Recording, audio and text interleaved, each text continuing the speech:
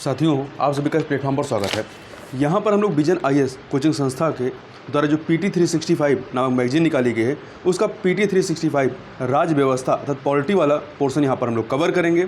और आज के वीडियो में हम लोग इसका जो पहला सेक्शन है संविधान से संबंधित मुद्दे, जिसमें हम लोग कुल मिलाकर के 9 टॉपिक को कवर करेंगे। निजी क्षेत्र में स्थानीय आरक्षण, अन्य पिछड़े वर्गों का उपवर्गीकरण, मूल ढांचा या मूल संरचना, समान नागरिक संहिता, धर्मांतरण विरोधी कानून, राजभाषा सहकारिता, प्रवासी भारतीय नागरिक और अन्य महत्वपूर्ण सुर्खियों को इस वीडियो में हम लोग देखेंगे। तो चलिए प्रारंभ करते हैं इसमें पहले सेक्शन को। और ये जो आपका PT 365 है, ये आपका UPSC के साथ साथ UP PCS और अन्य जो स्टेट एग्जाम हैं उन सभी के लिए भी काफ़ी महत्वपूर्ण है। तो सबसे पहले बात करते हैं संविधान से संबंधित मुद्दों की। तो इसमें पहला पोर्शन है निजी क्षेत्र में स्थानीय आरक्षण की, local reservation in private sector. सुर्खियों में क्यों रहा है? तो हाल ही में हरियाणा सरकार ने स्थानीय लोगों के लिए निजी नौकरियों में 75% आरक्षण रोकने के पंजाब और हरियाणा उच्च न्यायालय के आदेश को उच्चतम न्यायालय में चुनौती दी है। इससे संबंधित फैक्टों की बात करें तो हरियाणा राज्य स्थानीय उम्मीदवार नियोजन अधिनियम 2020 15 जनवरी 2022 को लागू हुआ था। हरियाणा ऐसा कदम उठाने वाला भारत का पहला राज्य नहीं है। महाराष्ट्र, आंध्र प्रदेश, कर्नाटक और मध्य प्रदेश जैसे अन्य राज्यों ने पहले ही स्थानीय लोगों के लिए निजी नौकरियों को आरक्षित करने का प्रयास किया है। हालांकि ये सभी राज्य विवादों में फंसे हुए हैं। अब इसके बारे में थोड़ा सा बात करते हैं। सन्स ऑफ द सॉयल अर्थात या भूमिपुत्र के लिए कानून के मुद्दे पर संबंधित जानकारियों के बारे में। तो देखिए, मध्य प्रदेश सरकार ने वर्ष 2020 में सभी सरकारी नौकरियों को राज्य के युवाओं के लिए आरक्षित कर दिया था। इस कदम से समानता के मौलिक अधिकार पर प्रश्न उठे थे। सन्स ऑफ द सॉयल के लिए कानून के मुद्दे पर संवैधानिक जो प्रावधान है उसमें अनुच्छेद 16 यह सार्वजनिक रोजगार के मामलों में कानून के तहत समान व्यवहार की गारंटी देता है। साथ ही राज्य को जन्म या निवास स्थान के आधार पर भेदभाव करने से रोकता भी है। साथ ही अनुच्छेद 16(2) कोई भी नागरिक केवल धर्म, मूल वंश, जाति, लिंग, वंश, जन्मस्थान, निवास या इनमें से किसी के आधार पर राज्य के तहत किसी भी नियोजन या पद के संबंध में अपात्र नहीं होगा या उसके साथ भेदभाव नहीं किया जाएगा। ठीक है, तो आप किन आधारों पर बात की गई इसको देख लीजिए। धर्म, मूल वंश, जाति, लिंग, वंश, जन्म स्थान, निवास स्थान, ठीक है, या इनमें से किसी के आधार पर समानता की गारंटी देने वाले संविधान के अन्य खंड इस प्रावधान के ही पूरक हैं। अनुच्छेद 16(3) ये अपवाद के रूप में कहा गया है कि संसद किसी विशेष राज्य में नौकरियों के लिए निवास की आवश्यकता को निर्धारित करने वाला कानून बना सकती है। यह शक्ति केवल संसद में नहीं था, राज्य विधानसभाओं में नहीं है। तो ये भी याद रखिएगा। संविधान निवास के आधार पर आरक्षण को जो है प्रतिबंधित क्यों करता है? तो देखिए, भारत में एकल नागरिकता का प्रावधान है जो नागरिकों को देश के किसी भी हिस्से में स्वतंत्र आवाजाही की स्वतंत्रता देती है। जन्म स्थान या निवास की आवश्यकता किसी भी राज्य में सार्वजनिक रोजगार देने के लिए योग्यता नहीं हो सकती है। अब इसमें बात करते हैं भूमिपुत्रों के लिए कानून के मुद्दे पर न्यायालय की जो राय है। तो देखिए, 1984 का जो केस था डॉक्टर प्रदीप जैन बनाम भारत संघवाद में न्यायालय ने यह राय व्यक्त की थी कि ऐसी नीतियां असंवैधानिक होंगी, लेकिन इस पर स्पष्ट नियम नहीं दिए क्योंकि मामला समानता के अधिकार के विभिन्न पहलुओं पर आधारित था।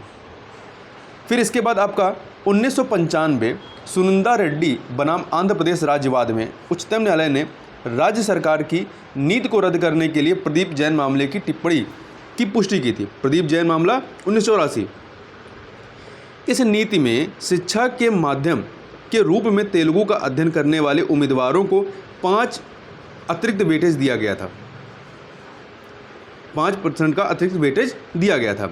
वहीं 2002 का जो मामला है, उच्चतम न्यायालय ने राजस्थान में सरकारी शिक्षकों की नियुक्ति को अमान्य घोषित कर दिया था। इसमें राज्य चयन बोर्ड ने संबंधित जिले के या ग्रामीण क्षेत्रों से संबंधित आवेदकों को वरीयता दी थी। वहीं 2019 का जो मामला रहा है, इलाहाबाद उच्च न्यायालय ने उत्तर प्रदेश अधीनस्थ सेवा चयन आयोग द्वारा एक भर्ती अधिसूचना को रद्द कर दिया गया था। इसमें उन महिलाओं को वरीयता दी गई थी जो केवल उत्तर प्रदेश की मूल निवासी थी। आगे चलते हैं, बात करते हैं अन्य पिछड़े वर्गों का उपवर्गीकरण के बारे में। Sub categorisation of other backward classes सुर्खियों में क्यों है? क्योंकि केंद्रीय मंत्रिमंडल ने केंद्रीय सूची में अन्य पिछड़े वर्गों के भीतर उपवर्गीकरण की संभावना की जांच हेतु गठित न्यायमूर्ति जी रोहड़ी आयोग के कार्यकाल में 6 माह का विस्तार को स्वीकृति प्रदान की। ध्यान रखिएगा, पिछड़े वर्गों के भीतर उपवर्गीकरण की संभावना की जांच के लिए जो कमेटी गठित की गई उसके अध्यक्ष कौन है? जी रोहिणी, न्यायमूर्ति जी रोहिणी या न्यायमूर्ति जी रोहिणी कमेटी है। देखिए, यदि ओबीसी आरक्षण की पृष्ठभूमि के बारे में थोड़ा देखें तो 1953 काका कालेकर की अध्यक्षता में प्रथम पिछड़ा वर्ग आयोग का गठन हुआ। तो ध्यान रखिएगा फैक्ट के रूप में, काका कालेकर की अध्यक्षता में प्रथम पिछड़ा वर्ग आयोग का गठन जो होता है 1953 में होता है।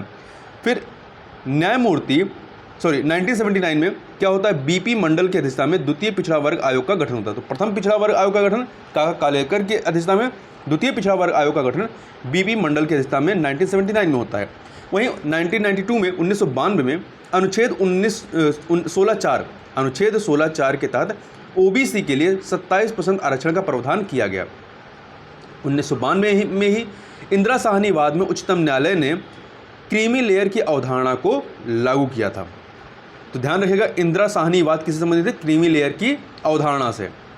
देखिए, यदि न्यायमूर्ति जी रोहिणी आयोग के बारे में थोड़ा बात करने पर क्रीमी लेयर को समझ लेते हैं। क्रीमी लेयर है क्या?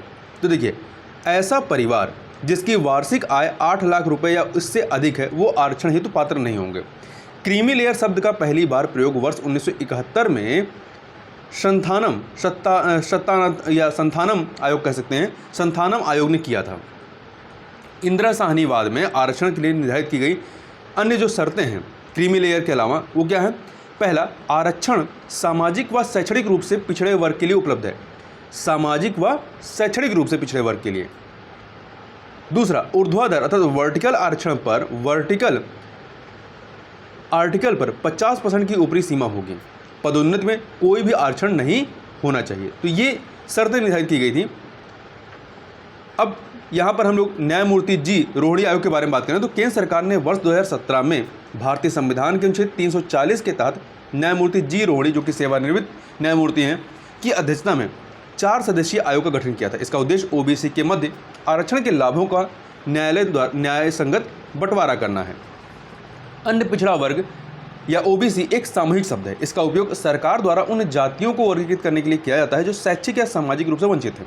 ज्ञातव्य है कि ओबीसी को सामाजिक और शैक्षणिक रूप से पिछड़ा वर्ग कहा जाता है। सामाजिक और शैक्षिक रूप से पिछड़ा वर्ग कहा जाता है। भारतीय संविधान का अनुच्छेद 340 पिछड़े वर्गों की स्थितियों की जांच के लिए आयोग की नियुक्ति हेतु शर्तें निर्धारित करता है। आयोग का अधिदेश क्या है? मैंडेट क्या है इसका? केंद्रीय ओबीसी सूची के संदर्भ में जातियों या समुदायों के बीच आरक्षण के लाभों अर्थात नौकरियों और शिक्षा में 27% जो आरक्षण है में के असमान वितरण की सीमा की जांच करना है। ओबीसी के उपवर्गीकरण के लिए वैज्ञानिक दृष्टिकोण में तंत्र, मानक, शर्तें और मापदंड तैयार करना है। आयोग ने ओबीसी को 4 उप श्रेणियों 1, 2, 3 और 4 में विभाजित करने और 27% को क्रमशः 2%, 6%, 9% और 10% में विभाजित करने का प्रस्ताव दिया है। राष्ट्रीय पिछड़ा वर्ग आयोग एनसीबीसी के अनुसार 11 राज्यों और केंद्र शासित प्रदेशों जिनमें आंध्र प्रदेश, तेलंगाना, पुडुचेरी, कर्नाटक, हरियाणा, झारखंड, पश्चिम बंगाल, बिहार, महाराष्ट्र, राजस्थान और तमिलनाडु ने राज्य सरकार के स्वामित्व वाले संस्थानों में आरक्षण के लिए ओबीसी को उपवर्गीकृत किया है। ध्यान रखिएगा, इसमें आपका उत्तर प्रदेश शामिल नहीं है परंतु बिहार शामिल है। आगे इसमें बात करते हैं हम लोग राष्ट्रीय पिछड़ा वर्ग आयोग अर्थात national commission for backward classes NCBC के बारे में।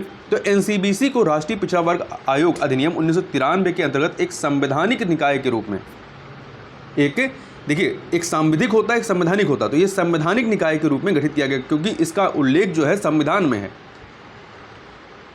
102वें संविधान संशोधन अधिनियम के माध्यम से इसे एक संवैधानिक निकाय बना दिया गया। कैसे? संविधान में एक नया अनुच्छेद 338B जोड़ करके। तो राष्ट्रीय पिछड़ा वर्ग आयोग जो है संविधान के 338B के तहत इसका उल्लेख किया गया। तो ध्यान रखिएगा, 102वां संविधान संशोधन अधिनियम ये राष्ट्रीय पिछड़ा वर्ग आयोग से संबंधित है और 338B के तहत इसमें जोड़ा गया है। इस आयोग द्वारा निष्पादित मुख्य कार्यों की यदि बात करें तो आरक्षण लागू न होने, आर्थिक शिकायतों, हिंसा आदि से संबंधित परिवादों या शिकायतों के मामले में नागरिक आयोग के समक्ष अपनी समस्याएं प्रस्तुत कर सकेंगे। नागरिक जो हैं वो आयोग के समक्ष अपनी समस्याएं प्रस्तुत कर सकेंगे। दूसरा, अधिकारों एवं सुरक्षा उपायों से वंचित करने संबंधित शिकायतों की जांच करना भी इनका कार्य है।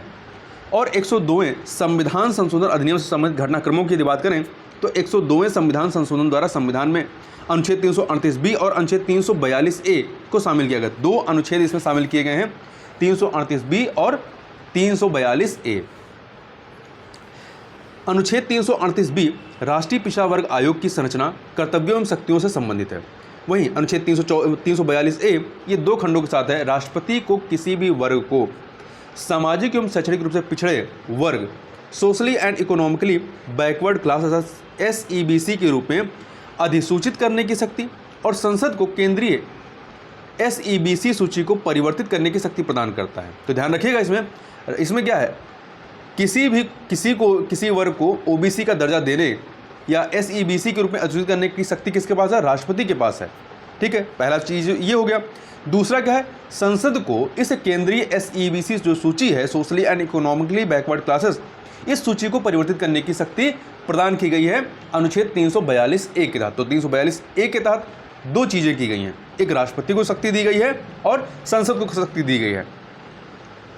हाल ही में सामाजिक न्याय एवं अधिकारिता मंत्रालय ने अनुच्छेद 342A में संशोधन किया है। यह संशोधन संबंधित राज्य सूचियों में शामिल किए जाने वाले OBC की पहचान करने हेतु राज्यों की शक्ति को पुनर्बहाल करने के संबंध में एक तीसरा खंड अनुच्छेद 342A 3 समाविष्ट करता है। पहले 342A में 2 खंड थे, 342A1, 342A2, अब 342A3 जोड़ दिया गया है। इसमें क्या है, OBC की पहचान करने हेतु राज्यों की शक्ति को पुनर्बहाल करने के संबंध में इसको जोड़ा गया है। कुछ समय पहले तक राज्य सरकारें यह निर्धारित करने के लिए स्वतंत्र थी कि उनके राज्य में कौन सी जातियां OBC सूची का भाग होंगी। इन निर्णयों में केंद्र सरकार की कोई भूमिका नहीं होती थी। कई राज्यों की OBC सूची में ऐसी जातियों समुदायों को शामिल किया गया है जिन्हें उन राज्यों के लिए केंद्र सरकार की OBC सूची में स्थान नहीं दिया गया है। अनुच्छेद 15(4), 15(5) और 16(4), ध्यान रखिएगा, अनुच्छेद 15(4), 15(5) और 16(4) राज्य को सामाजिक और शैक्षणिक रूप से पिछड़े वर्गों की सूची की पहचान करने तथा उनकी घोषणा करने की शक्ति प्रदान करते हैं। किसको? राज्य को। ये तीनों अनुच्छेद राज्य को ये शक्ति प्रदान करते हैं। हालांकि मराठा आरक्षण पर दिए गए निर्णय में उच्चतम न्यायालय ने स्पष्ट किया कि केवल राष्ट्रपति ही किसी भी समुदाय को OBC घोषित कर सकता है और वह भी ऐसा केवल राष्ट्रीय पिछड़ा वर्ग आयोग की संस्तुति पर ही कर सकते हैं। इसके अतिरिक्त उच्चतम न्यायालय ने भविष्य में OBC की एक एकल सूची की संभावना पर भी टिप्पणी की है। इसे राष्ट्रपति द्वारा राष्ट्रीय पिछड़ा वर्ग आयोग की अनुशंसाओं पर जारी किया जाना चाहिए। अब आगे बात करते हैं अन्य संबंधित फैक्टरों की। तो अन्य पिछड़ा वर्ग और आर्थिक रूप से कमजोर वर्ग, इकोनॉमिकली वीकर सेक्शन EWS, चिकित्सा पाठ्यक्रमों के लिए अखिल भारतीय कोटा योजना के अंतर्गत कोटा प्राप्त कर रहे हैं।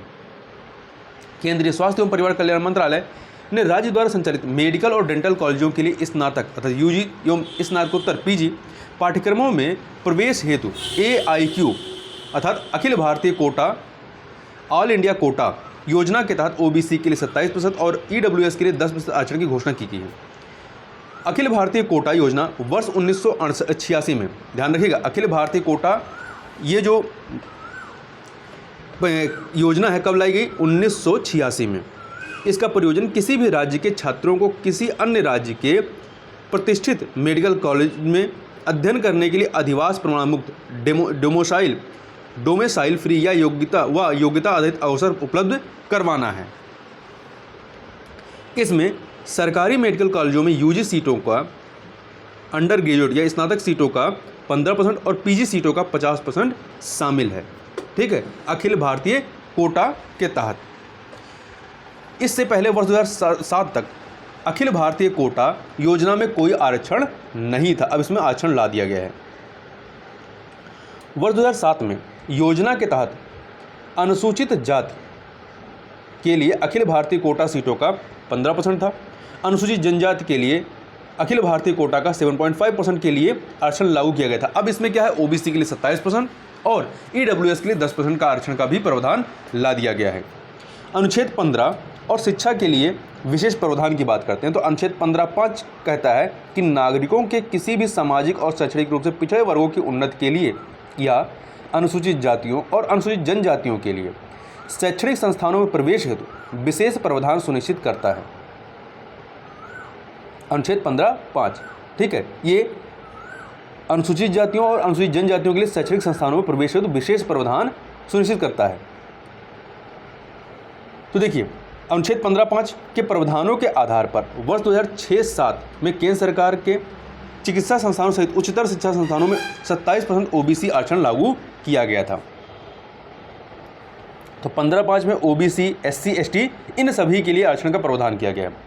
लेकिन इसके अंतर्गत राज्यों में ओबीसी के लिए अखिल भारतीय कोटे के तहत मेडिकल और डेंटल कोर्स की सीटें शामिल नहीं थीं 2006-07 में। वर्ष 2019 में 2019 में 103वें संविधान संशोधन अधिनियम के माध्यम से अनुच्छेद 15(6)(b) के तहत उच्चतर शिक्षा संस्थानों में ईडब्ल्यूएस के लिए 10% आरक्षण दिया गया था। 103वें संविधान संशोधन अधिनियम के माध्यम से 15(6) के बी में। लेकिन इसने ईडब्ल्यूएस के लिए अखिल भारतीय कोटे के तहत मेडिकल और डेंटल कोर्स की सीटों को भी बाहर कर दिया। अब बात करते हैं स्थानीय निकाय चुनाव में ओबीसी के लिए आरक्षण की। तो केंद्र स्थानीय निकायों और नगर निकायों में ओबीसी को राजनीतिक आरक्षण की स्वीकृति देने के लिए उच्चतम न्यायालय में एक समीक्षा याचिका दायर करने पर विचार कर रहा है, जब तक कि राज्य ट्रिपल टेस्ट मानदंड का पालन नहीं करते हैं। इससे पहले उच्चतम न्यायालय ने महाराष्ट्र और मध्य प्रदेश की सरकारों द्वारा स्थानीय निकायों में अन्य पिछड़ा वर्ग के पक्ष में दिए गए 27% आरक्षण को समाप्त करने का निर्णय दिया था। सुप्रीम कोर्ट द्वारा जारी आदेश कृष्णमूर्तिवाद के निर्णय पर आधारित है। इस निर्णय में कहा गया था कि राजनीतिक भागीदारी की बाधाएं शिक्षा और रोजगार तक पहुंच को सीमित करने वाली बाधाओं के समान चरित्र की नहीं है। मतलब राजनीतिक भागीदारी की बाधाएं और शिक्षा और रोजगार में जो बाधाएं हैं ये अलग अलग हैं। ट्रिपल टेस्ट में शामिल क्या है? राज्य के भीतर स्थानीय निकायों के संबंध में पिछड़ेपन की प्रकृति और निहितार्थ की समसामयिक कठोर अनुभवजन्य जांच करने के लिए एक समर्पित आयोग की स्थापना करना। राज्य के भीतर स्थानीय निकायों के संबंध में पिछड़ेपन की प्रकृति और निहितार्थ की समसामयिक कठोर अनुभवजन्य जांच करने के लिए एक समर्पित आयोग की स्थापना करना। दूसरा, आयोग की सिफारिशों के अनुसार स्थानीय निकायवार प्रावधान किए जाने के लिए आवश्यक आरक्षण का अनुपात निर्दिष्ट करना। आरक्षण अनुसूचित जातियों, अनुसूचित जनजातियों और अन्य पिछड़ा वर्ग के पक्ष में समग्र आरक्षित सीटों के कुल 50% से अधिक नहीं होना चाहिए। आगे चलते हैं। अब बात करते हैं मूल ढांचा या मूल संरचना के बारे में, बेसिक स्ट्रक्चर के बारे में। सुर्खियों में कहें, हाल ही में केशवानंद भारती, श्री पदुल्लुरु और अन्य बनाम केरल राज्यवाद के मुख्य याचिकाकर्ता केशवानंद भारती का निधन हो गया। तो केशवानंद भारती के बारे में बात करें तो ज्ञातव्य है कि केशवानंद भारती वाद में निर्णय सुनाते हुए उच्चतम न्यायालय ने संविधान की मूल संरचना या मूल ढांचे या बेसिक स्ट्रक्चर को रेखांकित किया था। तो संविधान की मूल संरचना या मूल ढांचे का जो अवधारणा या इसके संबंध में चीज़ें हैं ये आपका केशवानंद भारती वाद में आती हैं या इसके संबंध में विस्तार से बात कही गई है। यह वाद केरल भूमि सुधार अधिनियम 1963 के तहत सरकार द्वारा केशवानंद की भूमि के अनिवार्य अधिग्रहण को चुनौती देने वाली केरल सरकार के विरुद्ध दायर एक याचिका से संबंधित थी। इस याचिका में राज्य सरकार पर भारतीय संविधान के अनुच्छेद 25, 26 और 31 में प्रत्याभूत मूल अधिकारों के अतिक्रमण का आरोप लगाया गया था।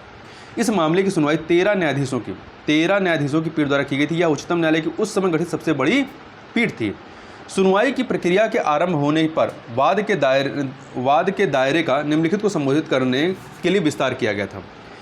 गोलकनाथ मामले की व्याख्या। उच्चतम न्यायालय ने माना कि अनुच्छेद 368 केवल संविधान में संशोधन की प्रक्रिया निर्धारित करता है, लेकिन संसद को इसे संशोधित करने की शक्ति प्रदान नहीं करता है। अनुच्छेद 368 जो है केवल संविधान में संशोधन करने की प्रक्रिया निर्धारित करता है, लेकिन संसद को इसे संशोधित करने की शक्ति प्रदान नहीं करता। मतलब केवल प्रक्रिया बताता है, शक्ति नहीं देता है। अनुच्छेद 368 की व्याख्या कुछ शर्तों के साथ संसद मूल अधिकारों सहित संविधान के किसी भी भाग में संशोधन कर सकती है। 24वें संविधान संशोधन अधिनियम, 25वें संविधान संशोधन अधिनियम की धारा 2 और 3 तथा 29वें संविधान संशोधन अधिनियम की वैधता को भी संबोधित इसमें किया गया। अब यहाँ पर थोड़ा सा मूल संरचना के जो विभिन्न तत्व हैं उन मूल संरचना के विभिन्न तत्वों के बारे में देखें कि इसमें क्या क्या शामिल किए गए हैं। तो देखिए, वर्तमान में यदि देखें, एक सेकंड, इसको पहले बात करने से पहले हम लोग केशवानंद भारतीवाद पे जो निष्कर्ष आता है उस निष्कर्ष को पहले देख लेते हैं। यहाँ पे देखिए, 24वें संशोधन की वैधता को बरकरार रखा गया। इसमें उच्चतम न्यायालय ने निर्णय दिया कि संसद को संविधान के किसी भी या सभी प्रावधानों, मूल अधिकारों सहित में संशोधन करने की शक्ति प्राप्त है, बशर्ते संशोधन द्वारा संविधान की अनिवार्य विशेषताओं या मूलभूत सिद्धांतों या मूल ढांचे में परिवर्तन, उनकी क्षति या लोप नहीं होना चाहिए। इसे मूल ढांचे के सिद्धांत, बेसिक स्ट्रक्चर डॉक्ट्रिन के रूप में जाना जाता है। वहीं दूसरा, गोलकनाथ मामले के निर्णय को सही किया गया। उच्चतम न्यायालय ने निर्णय दिया कि अनुच्छेद 368 में संविधान में संशोधन करने की शक्ति और प्रक्रिया दोनों शामिल है। जबकि गोलकनाथ मामले में क्या कहा गया कि प्रक्रिया तो है, 368 में प्रक्रिया का उल्लेख तो है, परंतु संसद को शक्ति नहीं देता है। और केशवानंद भारती वाद में इसे करेक्ट किया गया कि नहीं, 368 में संविधान में संशोधन करने की शक्ति और प्रक्रिया दोनों शामिल है। तो वर्तमान में आप क्या मानेंगे कि 368 में संविधान संशोधन करने की प्रक्रिया और शक्ति दोनों है।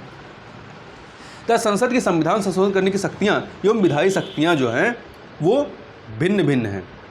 अन्य निर्णय, उच्चतम न्यायालय ने न्यायिक पुनर्विलोकन समीक्षा की अपनी शक्ति को कम करने वाले हिस्सों को छोड़कर 25वें एवं 29वें संशोधन को वैध स्वीकार किया और यह भी कहा कि उद्देशिका संविधान का एक भाग है तथा इसलिए इसमें संशोधन किया जा सकता है, जो प्रियम्बल है। अब हम लोग थोड़ा सा बात करते हैं बेसिक स्ट्रक्चर या मूल आधारभूत ढांचे के सिद्धांत का जो विकास क्रम है, उस विकास क्रम को देखते हैं।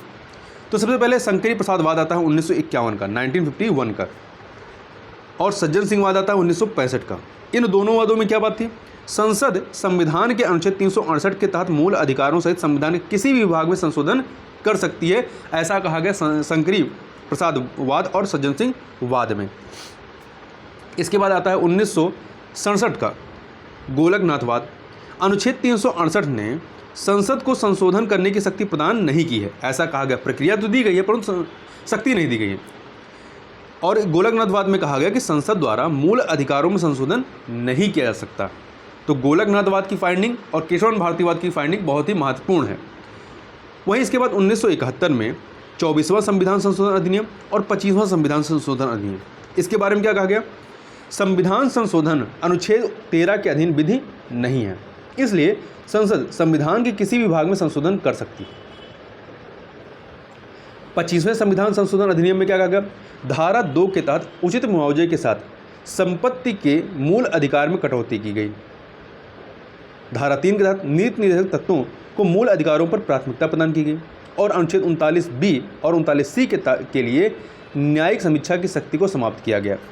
वहीं 1973 का केशवानंद भारतीवाद आता है और जो वर्तमान समय में जो चीज़ें हैं, बाद के निर्णयों में समान विचारों को बनाए रखने के साथ साथ उन्हें और मजबूत किया गया, जैसे मिनर्वा मिल्स वाद, SR बम्बई वाद, IR वाद और कोहलवे वाद इत्यादि। इन सभी वाद में जो है केशवानंद भारतीवाद की ही जो फाइंडिंग थी उसको और मजबूत करने का प्रयास किया गया। अब यहाँ बात करते हैं मूल संरचना के विभिन्न तत्व, various elements of basic structure की। वर्तमान में कुछ सिद्धांत जो मूल संरचना या बेसिक स्ट्रक्चर का हिस्सा है वो कौन से हैं? भारत की संप्रभुता, नागरिकों के लिए सुरक्षित व्यक्तिगत स्वतंत्रता की आवश्यक विशेषताएं, कल्याणकारी राज्य के निर्माण के लिए अधिदेश, संविधान की सर्वोच्चता, सरकार का गणतंत्रात्मक और लोकतांत्रिक स्वरूप, संविधान की पंथ निरपेक्ष और संघीय प्रवृत्ति, प्रकृति, विधायिका, कार्यपालिका और न्यायपालिका के मध्य शक्तियों का पृथक्करण, राष्ट्र की एकता और अखंडता, न्यायिक पुनर्विलोकन की शक्ति, मूल अधिकार और राज्य के नीति के निर्देशक तत्वों के मध्य सामंजस्य एवं संतुलन, संसदीय प्रणाली, विधि का नियम, समता का सिद्धांत, स्वतंत्र एवं निष्पक्ष निर्वाचन, न्यायपालिका की स्वतंत्रता, संविधान में संशोधन करने की संसद की सीमित शक्ति, न्याय तक प्रभावी पहुँच, मूल अधिकारों में अंतर्निहित सिद्धांत या सार। अनुच्छेद 32, 136, 141 और 142 के अंतर्गत उच्चतम न्यायालय की शक्तियाँ। अनुच्छेद 32, 136, 141 और 142 के अंतर्गत उच्चतम न्यायालय की शक्तियाँ भी बेसिक स्ट्रक्चर के तहत ही आती हैं। अनुच्छेद 226 और 227 के अंतर्गत उच्च न्यायालयों की शक्तियाँ भी बेसिक स्ट्रक्चर के तहत आती हैं। अब आगे चलते हैं, हम लोग बात करते हैं समान नागरिक संहिता यूनिफॉर्म सिविल कोड के बारे में। UCC सुर्खियों में क्यों है? क्योंकि हाल ही में विधि और न्याय मंत्रालय ने वर्ष 2019 में दायर एक जनहित याचिका के जवाब में कहा कि समान नागरिक संहिता का कार्यान्वयन लोक नीति का विषय है। मंत्रालय ने यह भी कहा कि इस संबंध में न्यायालय द्वारा कोई निर्देश जारी नहीं किया जा सकता है। समान नागरिक संहिता के बारे में बात करें तो समान नागरिक संहिता ऐसे एकल कानून को संदर्भित करती है जो भारत के सभी नागरिकों पर उनके व्यक्तिगत मामलों जैसे कि विवाह हो गया, विवाह विच्छेद हो गया, तो तलाक, अभिरक्षा, दत्तक ग्रहण और विरासत के संदर्भ में लागू होता है। संविधान का अनुच्छेद 44 यह प्रावधान करता है कि राज्य संपूर्ण भारत के राज्य क्षेत्र में नागरिकों के लिए समान नागरिक संहिताओं को सुनिश्चित करने का प्रयास करेगा। उनके जो व्यक्तिगत मामलों से जुड़े हुए प्रावधान होते हैं उनके लिए।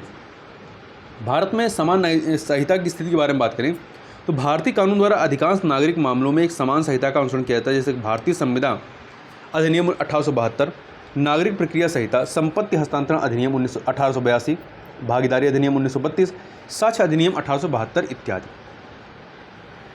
हालांकि राज्यों द्वारा सैकड़ों संशोधन किए जा चुके हैं और इसलिए कुछ मामलों में इन धर्मनिरपेक्ष नागरिक कानूनों के तहत भी विविधताएं मौजूद हैं। हाल में ही कई राज्यों ने समान मोटर वाहन अधिनियम 2019 को अपनाने से इनकार कर दिया है। गोवा एकमात्र भारतीय राज्य जहां समान परिवार कानून के रूप में समान नागरिक संहिता लागू है। अब हम लोग इस समान नागरिक संहिता की जो पृष्ठभूमि है उसकी बात करें। सबसे पहले स्वतंत्रता के पूर्व जो औपनिवेशिक युग था उस समय की यदि बात करें तो देखिए अक्टूबर 1840 की लैक्स लो की रिपोर्ट, ध्यान रखिएगा लैक्स लो की रिपोर्ट कब की है? 1840 की।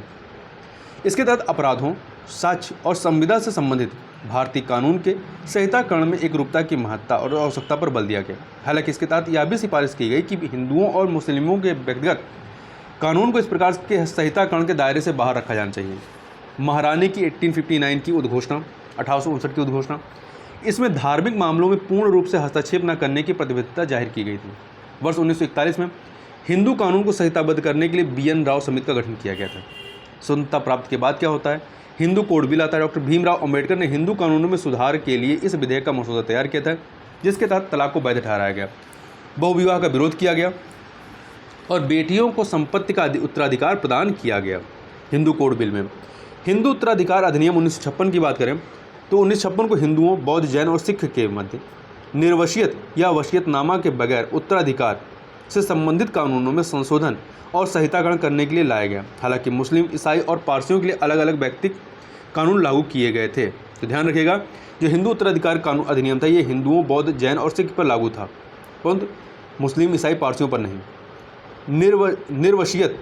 निर्वसियत क्या होती है? यदि संपत्ति के बारे में वसीयत जाहिर किए बिना किसी व्यक्ति की मृत्यु हो तो व्यक्ति की मृत्यु उस संपत्ति के विषय में निर्वशीय समझी जाती है। न्यायालय के ऐतिहासिक वाद की बात करें तो शाहबानोवाद 1985, सरला मुदुलवाद 1995 तथा डैनियल लतीफ़ी जैसे वाद में न्यायालय ने जोर देते हुए अपने निर्णय में कहा कि एकरूपता लाने के लिए सरकार को एक यूनिफॉर्म सिविल कोड के अंगीकरण हेतु प्रयास करना चाहिए। अब बात करते हैं धर्मांतरण विरोधी कानून के बारे में, एंटी कन्वर्जन लॉ के बारे में। हाल ही में कर्नाटक विधान सभा ने कर्नाटक धर्म की स्वतंत्रता का अधिकार विधेयक 2021 पारित किया है। ऐसे विधेयक को आमतौर पर धर्मांतरण विरोधी विधेयक, एंटी कन्वर्जन बिल के रूप में जाना जाता है। इसके पश्चात यह विधेयक कर्नाटक विधान परिषद के समक्ष प्रस्तुत किया जाएगा। देखिए ऐसे राज्य जहां धर्मांतरण विरोधी कानून हैं, वर्तमान में देश में कम से कम 9 राज्यों में गैर कानूनी धर्मांतरण पर कानून लागू है। ये राज्य कौन से हैं? उड़ीसा है, मध्य प्रदेश है, अरुणाचल प्रदेश है, गुजरात है, हिमाचल प्रदेश है, छत्तीसगढ़ है, झारखंड है, उत्तराखंड है और उत्तर प्रदेश है। ध्यान रखिएगा इन 9 राज्यों के नाम महत्वपूर्ण हैं। उड़ीसा, मध्य प्रदेश, अरुणाचल प्रदेश, गुजरात, हिमाचल प्रदेश, छत्तीसगढ़, झारखंड, उत्तराखंड और उत्तर प्रदेश। भारत में धर्मांतरण विरोधी कानूनों के इतिहास की बात करें तो स्वतंत्रता से पूर्व चलते हैं। वर्ष 1930 और 1940 के दशक में कुछ हिंदू रियासतों ने ईसाई मिशनरियों के प्रभाव से अपने धार्मिक अस्तित्व को बचाने के लिए इस प्रकार के कानून पारित किए। उदाहरण के लिए रायगढ़ राज्य धर्मांतरण कानून 1936, पटना धार्मिक स्वतंत्रता कानून 1942, उदयपुर राज्य धर्मांतरण विरोधी कानून 1946 इत्यादि। राष्ट्रीय स्तर पर असफल प्रयास देखिए वर्ष 1954 में भारतीय धर्मांतरण विनियमन और पंजीकरण विधेयक प्रस्तुत किया गया था। वर्ष 1960 में पिछड़ा समुदाय धार्मिक संरक्षण विधेयक प्रस्तुत किया गया था। वर्ष 1979 धार्मिक स्वतंत्रता विधेयक प्रस्तुत किया गया था और हालांकि ये सभी विधेयक संसदीय समर्थन के अभाव में पारित नहीं हो पाए थे। वर्तमान स्थिति क्या है? तो वर्ष 2015 में कानून मंत्रालय ने कहा कि यह मामला पूर्ण रूप से राज्य सूची का विषय है। तो धर्मांतरण संबंधी जो विषय है यह राज्य सूची का विषय है और संसद द्वारा इस मुद्दे पर कानून बनाना संविधान के सिद्धांतों के अनुरूप नहीं होगा। तो मतलब संसद इस पर कानून नहीं बना सकती है, राज्य अलग अलग अपना कानून बना सकते हैं। इसका अर्थ यह हुआ कि धर्मांतरण विरोधी कानून बनाना पूर्ण रूप से राज्य के अधिकार क्षेत्र में आता है। देखिए, धर्मांतरण विरोधी कानूनों पर न्यायालय के जो महत्वपूर्ण निर्णय हैं, उन निर्णयों की यदि बात करें तो देखिए, रे स्टेनिस्लास बनाम मध्य प्रदेश राज्य तथा अन्य वाद वर्ष 1977 इस मामले में मध्य प्रदेश और ओडिशा में सबसे पुराने धर्मांतरण विरोधी कानूनों की जांच की गई। न्यायालय ने दोनों राज्यों के अधिनियमों की संवैधानिकता को बरकरार रखा। न्यायालय ने कहा कि धर्मांतरण को रोकने के ये प्रयास अंतःकरण की स्वतंत्रता, फ्रीडम ऑफ कॉन्शियसनेस और लोक व्यवस्था को सुरक्षित करने के लिए हैं। अपने धर्म का प्रचार करने की स्वतंत्रता, जैसा कि अनुच्छेद 25(1) के तहत निर्धारित है, किसी अन्य व्यक्ति को धर्मांतरित कराने का मौलिक अधिकार नहीं देती है। पीठ ने यह फैसला सुनाया कि एक उद्देश्यपूर्ण धर्मांतरण सभी नागरिकों को दी गई अंतःकरण की स्वतंत्रता के विपरीत है। यदि उद्देश्यपूर्ण किसी उद्देश्य के साथ धर्मांतरण कराया जा रहा है। यह भी माना गया कि धर्मांतरण विरोधी अधिनियम 7वीं अनुसूची की सूची 2 के प्रविष्टि 1 के दायरे में आते हैं। ऐसा इसलिए क्योंकि वे धर्मांतरण पर रोक लगा करके लोक व्यवस्था में होने वाली गड़बड़ी को दूर करने के लिए ऐसे धर्मांतरण से समुदायों को ठेस पहुंच सकती है। सरला मुदुलवाद वर्ष 1995 उच्चतम न्यायालय ने माना कि यदि बहुविवाह प्रथा को मानने के लिए इस्लाम धर्म अपनाया गया है तो वह वैध नहीं होगा।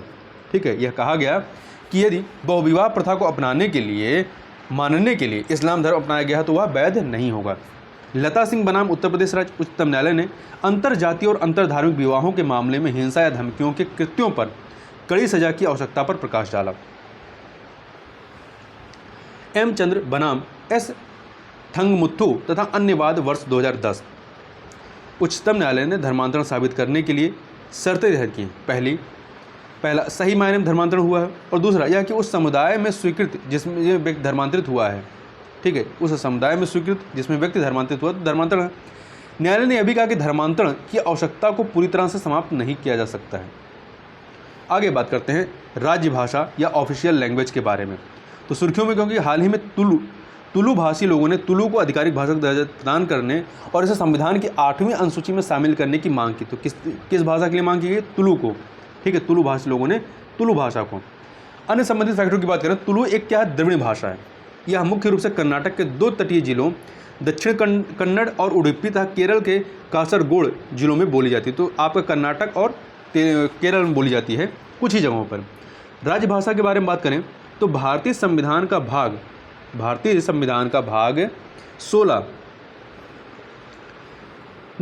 17 है।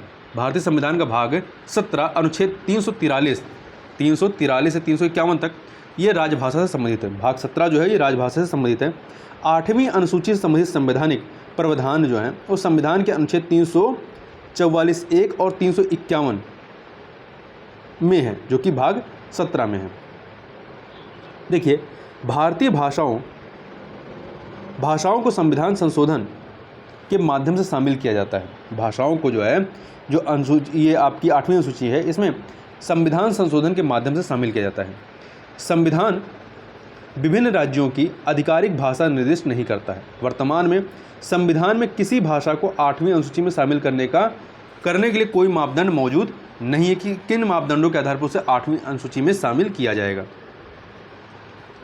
संविधान के अनुच्छेद 345 के अनुसार किसी राज्य का विधानमंडल विधि द्वारा उस राज्य में प्रयोग होने वाली भाषाओं में से किसी एक या अधिक भाषाओं को या हिंदी को उस राज्य के सभी या किन्हीं शासकीय प्रयोजनों के लिए प्रयोग की जाने वाली भाषा या भाषाओं के रूप में अंगीकार कर सकता है। 345 के अनुसार, आर्टिकल 345 के अनुसार किसी राज्य का विधानमंडल, ठीक है, ध्यान रखिएगा, किसी राज्य का विधानमंडल यह कार्य कर सकता है। 8वीं अनुसूची में भाषा को शामिल करने का महत्व क्या है? जब किसी भाषा को 8वीं अनुसूची में शामिल किया जाता है तो वह राजभाषा बन जाती है। साहित्य अकादमी द्वारा उस भाषा को मान्यता प्रदान की जाती है, मान्यता दी जाएगी, और उस भाषा की पुस्तकों को भारत में मान्यता प्राप्त अन्य भाषाओं में अनुवाद भी किया जाएगा। सांसद और विधायक राज्य विधानसभाओं एवं संसद में उक्त भाषा में संवाद कर सकते हैं। उम्मीदवार अखिल भारतीय स्तर पर आयोजित सिविल सेवा परीक्षाओं जैसे प्रतियोगी परीक्षाओं की अनुसूची में अंतर्विष्ट भाषा में लिखने में सक्षम होंगे। अब 8वीं अनुसूची में जो 22 भाषाएं वर्तमान में हैं, उन 22 भाषाओं के नाम एक बार देख लेते हैं। असमिया, बंगाली, गुजराती, हिंदी, कन्नड़, कश्मीरी, कोंकणी, मलयालम, मणिपुरी, मराठी, नेपाली, उड़िया, पंजाबी, संस्कृत, सिंधी, तमिल, तेलुगु, उर्दू, बोडो, संथाली, मैथिली और डोंगरी। ठीक है, तो ये इसमें है। तो इसमें देखिए राजस्थानी भाषा भी नहीं है और आपकी अंग्रेजी भी इसमें शामिल नहीं है। आगे चलते हैं, सहकारिता के बारे में, कोऑपरेटिव्स के बारे में बात करते हैं। तो सुर्खियों में इसलिए रहा क्योंकि हाल ही में केंद्र सरकार द्वारा एक अलग सहकारिता मंत्रालय बनाया गया था। एक अलग जो है सहकारिता मंत्रालय बनाया गया। सहकारिता के बारे में बात करें तो यह समान आवश्यकताओं वाले व्यक्तियों का एक स्वैच्छिक संघ होता है सहकारिता, जो साझे आर्थिक लक्ष्यों और हितों की प्राप्ति के लिए एकजुट होते हैं। इसमें सहकारी समितियां अर्थात सोसाइटी, प्राथमिक कृषि ऋण समितियां, primary agriculture credit society PACS, सहकारी बैंक आदि शामिल होते हैं। 97वां संशोधन अधिनियम के बारे में बात करें, 97वां संविधान संशोधन अधिनियम। यह संशोधन जो है, यह संशोधन अधिनियम देश में सहकारी समितियों के प्रभावी प्रबंधन से संबंधित है। संविधान में किए गए इस परिवर्तन के तहत अनुच्छेद 19(1)(c) को संशोधित तथा सहकारिताओं को संरक्षण देने के लिए किया गया था तथा इनसे संबंधित अनुच्छेद 43B और भाग 9B को संविधान में शामिल किया गया। ध्यान रखिएगा, जो 97वां संविधान संशोधन अधिनियम है, इसके माध्यम से 19(1)(c) को संशोधित किया गया। इसके अतिरिक्त जो नीति निषेध तत्व हैं, तत्व वाला जो हिस्सा है, उसमें अनुच्छेद 43B को शामिल किया गया और भाग 9B को भी संविधान में शामिल किया गया। अनुच्छेद 19(1)(c) क्या है? यह कुछ निर्बंधों के अधीन संगम या संघ अथवा सहकारी सोसाइटी बनाने की स्वतंत्रता की गारंटी प्रदान करता है। अनुच्छेद 43B क्या है? इसमें संबंधित किया गया कि राज्य सहकारी सोसाइटियों की स्वैच्छिक संरचना, वॉलंटरी फॉर्मेशन, उनके स्वशासी कार्यक्रम अर्थात ऑटोनोमस फंक्शनिंग, लोकतांत्रिक नियंत्रण, डेमोक्रेटिक कंट्रोल और पेशेवर या वृत्तिक प्रबंधन, प्रोफेशनल मैनेजमेंट का समर्थन करने का प्रयास करेगा। संविधान का भाग 9B क्या कहता है? इसने सहकारी सोसाइटियों को संचालित करने के लिए शर्तों को निर्धारित किया। यह एक सहकारी सोसाइटी के निर्देशकों की संख्या या उनके कार्यकाल की अवधि और यहाँ तक कि सोसाइटी के सदस्य बनने के लिए आवश्यक विशेषता का निर्धारण करता है। कौन? संविधान का भाग 9B। भाग 9B को अनुच्छेद 243 ZH से अनुच्छेद 243 ZT तक विस्तारित किया गया है, कर दिया गया है। 243 ZH से 243 ZT तक। सर फ्रेडरिक निकोलसन को देश में सहकारिता आंदोलन के जनक के रूप में संदर्भित किया जाता है। किसको? सर फ्रेडरिक निकोलसन को। तो ये इनका नाम याद रखिएगा। भारत में सर फ्रेडरिक निकोलसन, जिन्होंने मद्रास अकाल के उपरांत किसानों की समस्याओं के निस्तारण के संदर्भ में एक व्यापक अध्ययन किया। उन्होंने 1895 में 1895 में एक रिपोर्ट प्रकाशित की, जिसके कारण भारत में सहकारी कृषि ऋण समितियों और सहकारी बैंकों की स्थापना हुई और सहकारी आंदोलन का मार्ग प्रशस्त हुआ। ध्यान रखिएगा, भारत में सहकारिता आंदोलन के जनक किसको माना जाता है? सर फ्रेडरिक निकोलसन को। ये महत्वपूर्ण फैक्ट है, याद रखिएगा। अन्य संबंधित फैक्टों की बात करें तो हाल ही में उच्चतम न्यायालय ने देश में सहकारी समितियों को शासित या नियंत्रित करने वाले 97वें संविधान संशोधन के कुछ भाग और संविधान के भाग 9B को जो है निरस्त कर दिया। तो ये फैक्ट याद रखिएगा कि हाल ही में उच्चतम न्यायालय ने देश में सहकारिता समितियों को शासित या नियंत्रित करने वाले 97वें संविधान संशोधन अधिनियम के कुछ भागों, सारे को नहीं, कुछ भाग को, और संविधान के भाग 9B को, किसको? 9B को निरस्त कर दिया है, जो सहकारिता से संबंधित थी। इस अधिनियम को राज्य विधानसभाओं के अनुमोदन के बिना ही संसद द्वारा पारित किया गया था, जबकि संविधान के अनुसार इस संदर्भ में उनका अनुमोदन प्राप्त किया जाना आवश्यक था। न्यायालय ने घोषणा की कि संविधान का भाग 9 केवल तभी प्रभावी है जब यह विभिन्न राज्यों और संघ राज्य क्षेत्रों में बहुराज्य सहकारी समितियों से संबंधित हो। अब आगे थोड़ा सा और चीज़ों को देखते हैं। भारत में कार्यरत या मौजूदा सहकारी समितियों के प्रकार कौन से हैं? तो इसमें कई प्रकार के, जैसे उपभोक्ताओं की सहकारी समितियां, उत्पादकों की सहकारी समितियां, सरकारी ऋण समितियां, सहकारी ऋण समितियां, विपणन आधारित सहकारी समितियां, आवास हेतु सहकारी समितियां, सहकारी कृषि समितियां, ये सभी जो है इसके तहत आते हैं। अन्य चीज़ों को भी देखते हैं आगे। यहाँ पर क्या आप जानते हैं, देखिए सहकारिता आंदोलन पहली बार ब्रिटेन में 28 बुनकरों द्वारा वर्ष 1844 में शुरू किया गया। ध्यान रखिएगा, सहकारिता आंदोलन कहाँ प्रारंभ होता है? सबसे पहले ब्रिटेन में 1844 में। पहली सहकारिता समिति की स्थापना रॉबर्ट ओवेन ने वर्ष 1844 में की थी। इसका नाम रोचडेल सोसाइटी ऑफ इक्विटेबल पाइनियर्स था। इस सोसाइटी का मुख्य उद्देश्य बाजार मूल्य से कम कीमत पर सामान उपलब्ध करा करके गरीब लोगों की मदद करना, बिचौलियों को हटाना और इसके सदस्यों को बेहतर सेवाओं की आपूर्ति प्रदान करना था। संवैधानिक या सांविधिक स्थिति की बात करें तो सहकारी समितियों को भारतीय संविधान के 7वीं अनुसूची में उल्लिखित राज्य सूची के अंतर्गत सूचीबद्ध किया गया है। सहकारी समितियों के गठन को 97वें संविधान संशोधन अधिनियम 2011 के तहत एक मूल अधिकार माना गया है। ठीक है, तो एक तो ये राज्य सूची का भी विषय है, मूल अधिकार भी है। संविधान के नीति निषेध तत्व अनुच्छेद 43B के अंतर्गत उल्लिखित सहकारिता को बढ़ावा देने के प्रयास को राज्यों के लिए संवैधानिक निर्देश के रूप में भी संदर्भित किया गया, तो ये नीति निषेध तत्वों में भी है। वहीं बहुराज्य सहकारी समितियां अधिनियम 2002 में भी एक से अधिक राज्यों के लिए समितियों के पंजीकरण का प्रावधान किया गया है। आगे बात करते हैं प्रवासी भारतीय नागरिक ओवरसीज सिटीजन्स ऑफ इंडिया के बारे में।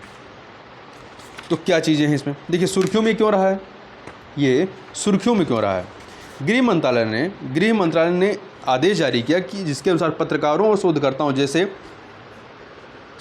जैसे प्रवासी भारतीय नागरिक पेशेवरों को भारत में अपनी गतिविधियों के बारे में सूचित करना अनिवार्य है। कई प्रवासी भारतीय नागरिक गृह मंत्रालय की उस अधिसूचना को चुनौती देने की योजना बना रहे हैं जो ये इन्होंने अधिसूचना जारी की है। अधिसूचना के साथ कुछ समस्याएं क्या हैं? यह भारत में अधिवासित प्रवासी भारतीय नागरिकों की तुलना विदेशी नागरिकों से करता है। अनिवासी भारतीय अर्थात NRI कोटे के तहत अत्यधिक उच्च शुल्क कई प्रवासी भारतीय नागरिकों द्वारा वहन नहीं किया जा सकता है। भारत में अधिवासित प्रवासी भारतीय नागरिक छात्र भारत में अधिवासित OCI अर्थात OCI छात्र भारत के साथ साथ अपनी नागरिकता वाले देश में भी अधिवास की स्थिति से वंचित हैं। अब यहाँ पे तुलना करते हैं अनिवासी भारतीय NRI और प्रवासी भारतीय नागरिक OCI के मध्य में कौन है। तो देखिए अनिवासी भारतीय NRI किसे कहते हैं? एक भारतीय नागरिक जो सामान्यतः भारत से बाहर निवास करता और एक भारतीय पासपोर्ट धारक है। वहीं प्रवासी भारतीय नागरिकों ने नागरिकता अधिनियम 1955 की धारा 7A के तहत OCI कार्ड के धारक के रूप में पंजीकृत व्यक्ति है। क्या लाभ प्राप्त होते हैं NRI को? तो सरकार द्वारा समय समय पर जारी अधिसूचनाओं के अधीन भारतीय नागरिकों के लिए उपलब्ध सभी लाभ। वहीं OCI के लिए क्या है? कार्ड धारक किसी भी उद्देश्य हेतु भारत आने के लिए बहुप्रवेश वाला आजीवन वीजा प्राप्त कर सकता है। वहीं भारत में कितनी भी अवधि तक रह सकता है, इसके लिए पंजीकरण से छूट प्रदान की गई है। वहीं अनिवासी भारतीय NRI के साथ समानता क्या है? वित्तीय, आर्थिक और शैक्षिक क्षेत्र में उपलब्ध प्रत्येक सुविधा में समानता है दोनों को, परंतु कृषि अथवा बागान पर संपत्तियों के अधिग्रहण के मामले को छोड़ करके यहाँ पे इसमें समानता नहीं है। दूसरा, उन्हें भारत में रहने वाले किसी भी व्यक्ति से कृषि या बागवानी संपत्ति विरासत में प्राप्त करने की अनुमति है, चाहे NRI हो चाहे OCI हो। भारतीय बच्चों को गोद लेने की अंतर्देशीय सुविधा, चिकित्सक, फार्मासिस्ट जैसे पेशों को अपना सकते हैं। देश में किसी भी राष्ट्रीय उद्यान, वन्यजीव अभ्यारण्य, राष्ट्रीय स्मारक, ऐतिहासिक स्थल और संग्रहालय के दर्शन के क्रम में घरेलू यात्रा और प्रवेश शुल्क एवं विमान शुल्क को लेकर भारतीय नागरिकों के समान सुविधाएं प्राप्त करने के पात्र हैं। वहीं कोई व्यक्ति भारतीय नागरिकता किस प्रकार अर्जित कर सकता है? तो NRI जो है, ये एक व्यक्ति पहले से एक भारतीय नागरिक है NRI। OCI कैसे कर सकता है? भारतीय नागरिकता अधिनियम 1955 के अनुसार 5 वर्ष के लिए OCI के रूप में पंजीकृत व्यक्ति, तो ध्यान रखिए 5 वर्ष के लिए यदि पंजीकृत व्यक्ति कम से कम, और पंजीकरण के लिए आवेदन करने से पूर्व 12 माह तक भारत में रहने वाला व्यक्ति नागरिकता के लिए पात्र है। यहाँ हमें देखना है कि क्या आप कुछ फैक्टरों के बारे में। संविधान का भाग 2 अनुच्छेद 5 से 11 नागरिकता से संबंधित याद रखिएगा।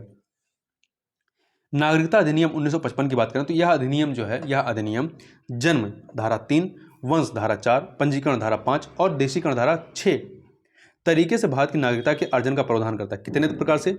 जन्म के आधार पर, वंश के आधार पर, पंजीकरण के आधार पर और देशीकरण, मतलब 4 आधारों से आप भारत की नागरिकता को ग्रहण कर सकते हैं। जन्म, वंश, पंजीकरण और देशीकरण। यह अधिनियम 3 तरीकों से अर्थात स्वैच्छिक त्याग, समापन या पर्यावसान और वंचन द्वारा भारतीय नागरिकता के निरसन का भी प्रावधान करता है। कैसे आपकी नागरिकता समाप्त होगी? 3 तरीकों से समाप्त होती है, स्वैच्छिक त्याग, समापन या पर्यावसान और वंचन के द्वारा। नागरिकता संघ सूची का एक विषय है, ध्यान रखिएगा, नागरिकता जो है, नेशनलिटी, ये संघ सूची का विषय है। गृह मंत्रालय नागरिकता अधिनियम 1955 की धारा 16 के तहत समय समय पर राजपत्र अधिसूचना के माध्यम से राज्य को अधिकार प्रदान करता है। हाल ही में 5 राज्यों के 13 जिलों को अफगानिस्तान, बांग्लादेश और पाकिस्तान के कुछ आवेदकों को नागरिकता देने का अधिकार प्रदान किया गया था।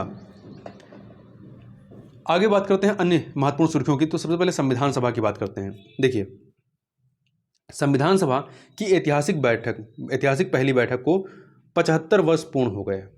संविधान सभा की प्रथम बैठक नई दिल्ली में 9 दिसंबर 1946 को संसद भवन के सेंट्रल हॉल में हुई थी। तो 9 दिसंबर 2021 को ये 75 वर्ष पूर्ण हो गए। कैबिनेट मिशन योजना 1946 की, जिसमें 3 सदस्य थे, Frederick Pethick Lawrence, sir Stafford Cripps और एबी अलेक्जेंडर की सिफारिशों के आधार पर भारत की संविधान सभा का निर्माण किया गया था। संविधान सभा को भारतीय स्वतंत्रता अधिनियम 1947 की धारा 8 द्वारा मान्यता दी गई थी। संरचना की बात करें तो सदस्यों का चयन कैबिनेट मिशन द्वारा अनुशंसित योजना के अनुसार प्रांतीय विधानसभाओं के सदस्यों द्वारा अप्रत्यक्ष चुनाव के माध्यम से किया गया था। व्यवस्था क्या की? प्रांतीय विधानसभाओं के माध्यम से 292 सदस्य चुने गए। इनमें शामिल 93 सदस्यों ने भारतीय रियासतों का प्रतिनिधित्व किया तथा 4 सदस्यों ने चीफ कमिश्नरी वाले प्रांतों का प्रतिनिधित्व किया। कुल 389 सदस्य थे। हालांकि 3 जून 1947 की माउंटबेटन योजना के तहत विभाजन के परिणामस्वरूप पाकिस्तान के लिए एक अलग संविधान सभा की स्थापना की गई थी और कुछ प्रांतों के प्रतिनिधि संविधान सभा के सदस्य नहीं रहे। परिणामस्वरूप संविधान सभा की सदस्यता घट करके 299 रह गई थी। सभा की प्रथम बैठक जो कि 9 दिसंबर को हुई थी, 9 दिसंबर 1946 को हुई थी, ये डॉक्टर सत्यनारायण सिन्हा के द्वारा की गई थी। ये अस्थायी अध्यक्ष थे। स्वतंत्र भारत के लिए संविधान तैयार करने में संविधान सभा को 2 वर्ष 11 महीने और 18 दिन लगे थे। आगे चलते हैं दिव्यांगजनों के लिए पदोन्नति में आरक्षण के बारे में।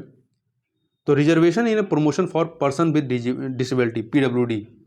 देखिए, उच्चतम न्यायालय ने केंद्र सरकार को दिव्यांगजनों के लिए पदोन्नति में आरक्षण लागू करने संबंधी दिशा निर्देश जारी करने का आदेश दिया है। उच्चतम न्यायालय ने आदेश दिया है कि दिव्यांगजन अधिकार अधिनियम 2016 rights of person with disability act 2016 की धारा 34 के अनुसार निर्देश जारी किए जाने चाहिए।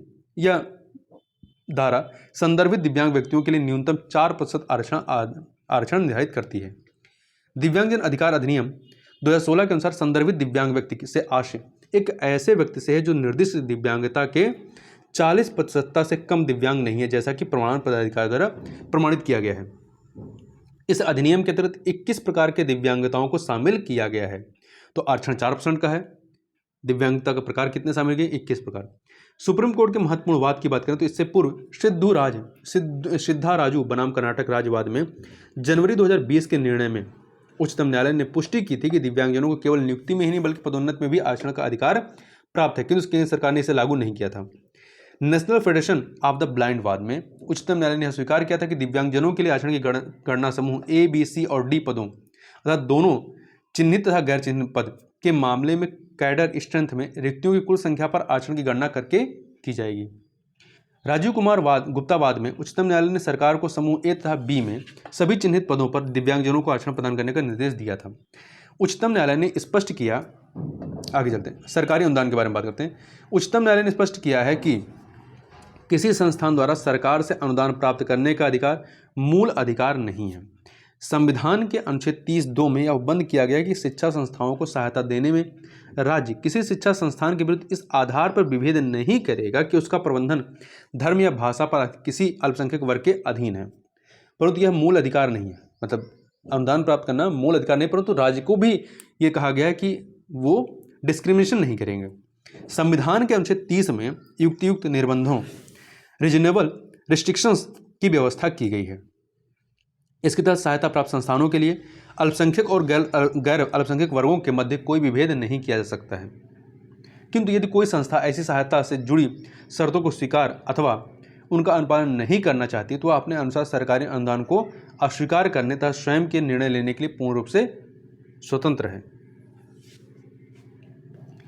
आगे चलते हैं राजद्रोह के बारे में बात करें तो भारतीय दंड संहिता 1860 की धारा 124A में राजद्रोह सेडिशन की परिभाषा दी गई। इस परिभाषा के अनुसार जब कोई व्यक्ति निम्नलिखित के माध्यम से भारत में विधि द्वारा स्थापित सरकार के प्रति घृणा या अवमान उत्पन्न करता है, उत्पन्न करने का प्रयास करता है, असंतोष अप्रीति उत्पन्न करता है या उत्पन्न किए करने का प्रयत्न करता है, तो उसके कृत्य को राजद्रोह माना जाएगा। क्या क्या?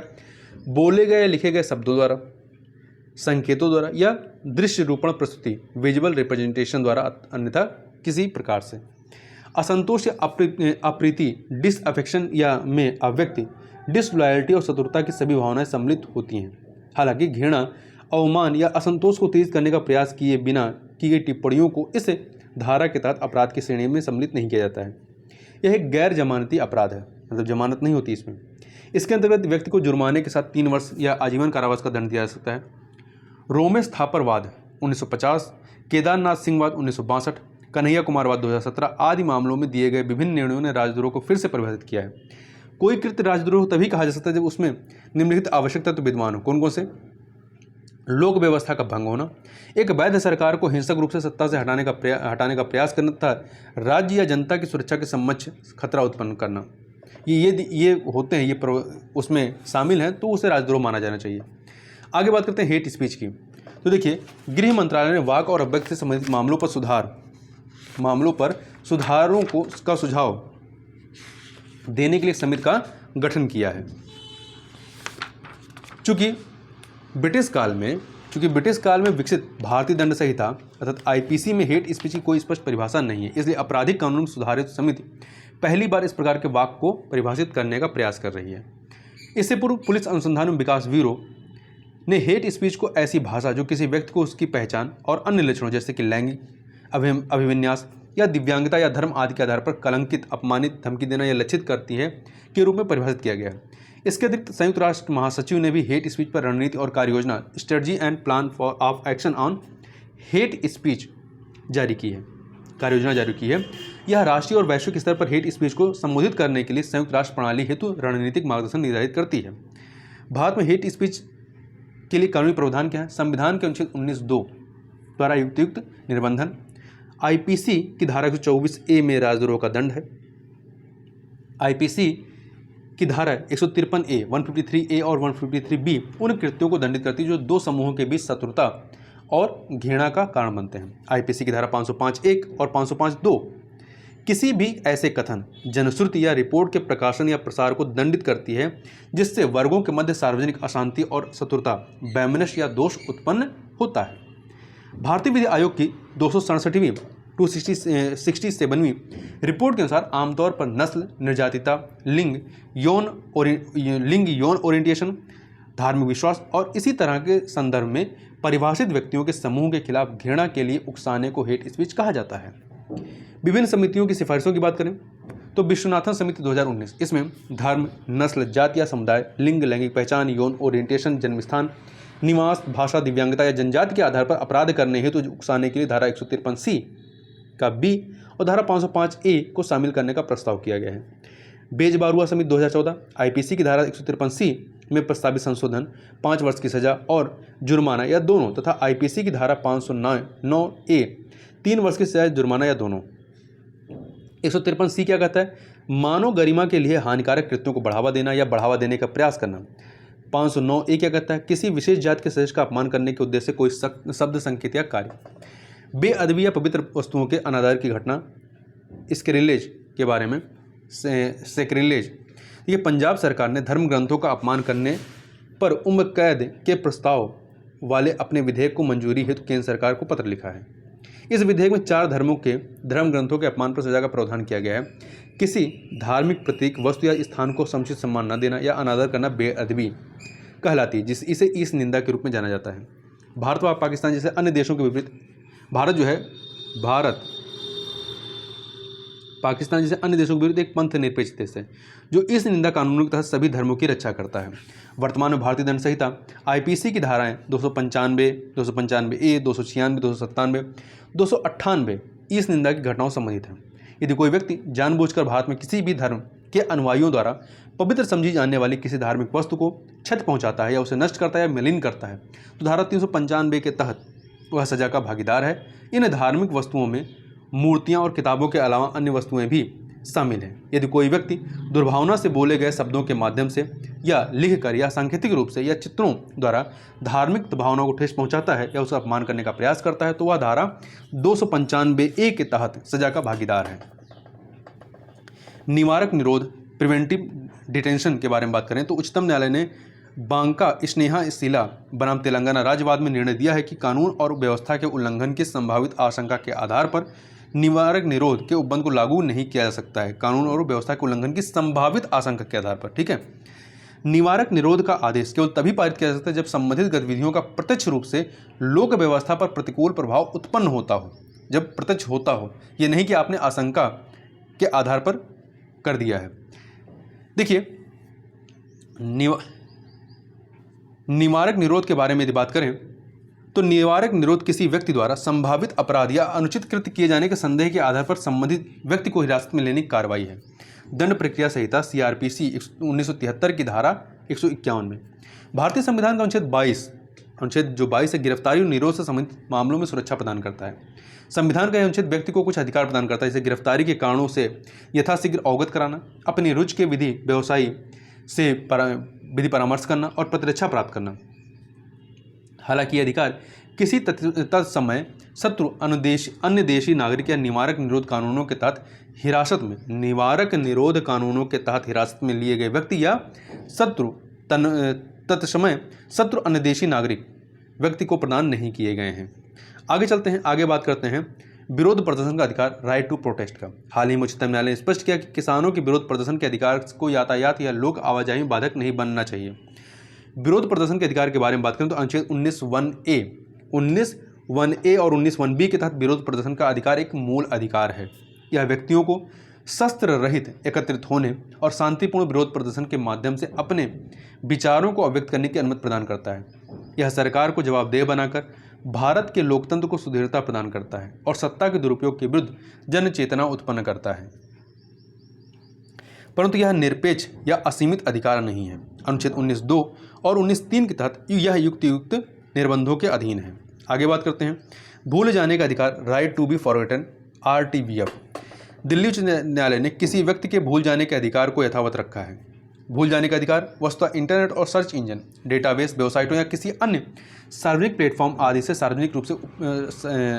सार्वजनिक रूप से उपलब्ध व्यक्तिगत जानकारी को उस स्थिति में हटाने का अधिकार है जब यह व्यक्तिगत जानकारी आवश्यक या प्रासंगिक नहीं रह जाती है। RTBF निजता के अधिकार के अंतर्गत आता है। वर्तमान में भारत में RTBF अर्थात राइट टू बी फॉरगॉटन पर वैधानिक प्रावधानों का अभाव है। यह लंबित व्यक्तिगत डेटा संरक्षण विधेयक 2019 का हिस्सा है, परंतु इस विधेयक में डेटा विलोपन के विशिष्ट अधिकार का अभाव है, जैसा कि यूरोपीय सामान्य डेटा संरक्षण विनियमन के अनुच्छेद 17 द्वारा प्रदान किया गया है। आगे बात करते हैं भारतीय संविधान के अनुच्छेद 311(2) के बारे में। हाल ही में जम्मू कश्मीर में एक सरकारी शिक्षक की सेवाओं को बिना किसी जांच के समाप्त कर दिया गया था। अनुच्छेद 311(2) में सरकारी कर्मचारियों को पद से बर्खास्त की, निष्कासन या पदोन्नति से पूर्व जांच को अनिवार्य बनाता है, ठीक है, 311(2). हालांकि अनुच्छेद 311(2)(c) के तहत पूर्व जांच की आवश्यकता नहीं होती यदि राष्ट्रपति या राज्यपाल संतुष्ट हों कि राज्य की सुरक्षा के हित में इस प्रकार की जांच करना समीचीन नहीं है। आगे चलते हैं विदेशी अधिकरण फॉरेनर्स ट्रिब्यूनल FT के बारे में। तो देखिए, असम सरकार ने राज्य पुलिस की सीमा शाखा को गोरखाओं के विरुद्ध किसी भी मामले को विदेशी अधिकरणों के समक्ष प्रस्तुत नहीं करने का आदेश दिया है। विदेशी अधिकरण अर्ध न्यायिक निकाय होते हैं।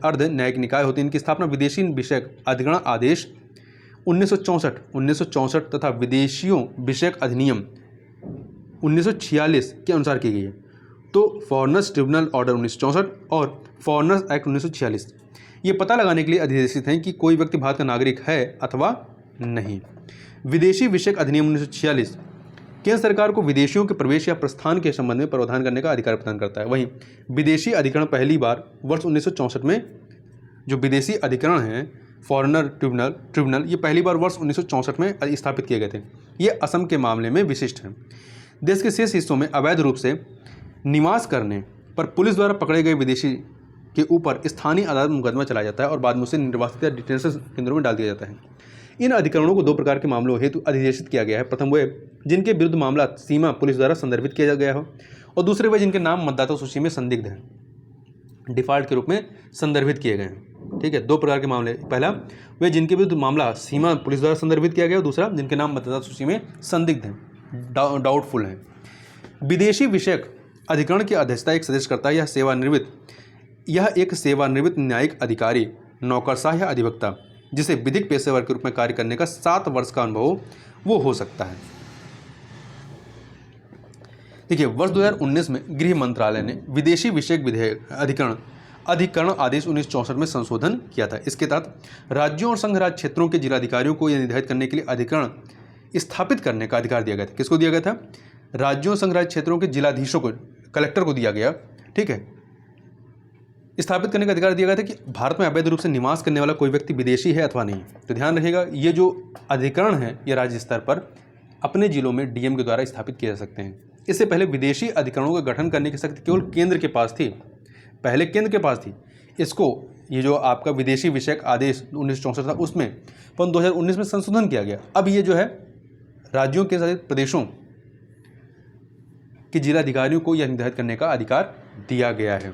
तो इस प्रकार से इसका जो पहला सेक्शन था पॉलिटी का, उसको यहाँ पर हम लोगों ने कवर किया, संविधान संबंधित मुद्दे। तो इस वीडियो में बस इतना ही, मिलते हैं नेक्स्ट वीडियो में, तब तक के लिए बहुत बहुत धन्यवाद।